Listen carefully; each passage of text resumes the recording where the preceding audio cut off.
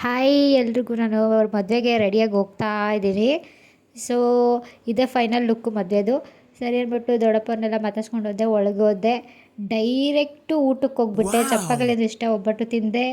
ಸರಿ ಅಂದ್ಬಿಟ್ಟು ತಿನ್ಕೊಂಡು ಎಂಜಾಯ್ ಮಾಡ್ತಿದ್ದೆ. ನಮ್ಮ ಅಮ್ಮವರೆಲ್ಲ ಊಟ ಮಾಡ್ತಾಯಿದ್ರು, ಹಾಗೇ ನೋಡ್ತಿದ್ದೆ. ಸರಿ ಚಂಪಾಕಲಿ ತಿನ್ನೋಣ ಅಂದ್ಕೊಂಡೇ ಇದ್ದೆ. ಆ 3 ಚಂಪಾಕಲಿನ ಎತ್ತಿ ಕವರಲ್ಲಿ ಹಾಕ್ಕೊಳ್ಳೋಣ ಅಂದ್ಕೊಂಡೆ. ಸೊ ಫೈನಲಿ ಸ್ವಲ್ಪ ಊಟ ಎಲ್ಲ ತಿಂದೆ, ಆಮೇಲೆ ಹಾಕ್ಕೊಂಡೆ. ನಮ್ಮ ಅಮ್ಮನೂ ನೋಡ್ತಾಯಿದ್ರು. ಅಷ್ಟರಲ್ಲಿ ತಾಂಬೂಲ ಎಲ್ಲ ಬಂತು, ತಾಂಬೂಲಗೂ ಕವರಲ್ಲಿ ಹಾಕ್ಕೊಂಡೆ. ಸೊ ತಿಂದ್ಕೊಂಡು ಫೈನಲಿ ಬಂದೆ. ಆಮೇಲೆ ಅನ್ನ ಸಾಂಬಾರು ತಿಂದೆ. ತಿಂದ್ಬಿಟ್ಟು ಹೊಟ್ಟೆ ತುಂಬೋಗಿತ್ತು. ಯಪ್ಪ ಅನಿಸ್ತಿತ್ತು. ಚೆನ್ನಾಗಿತ್ತು ಊಟ ಮಾತ್ರ ಸೂಪರಾಗಿತ್ತು.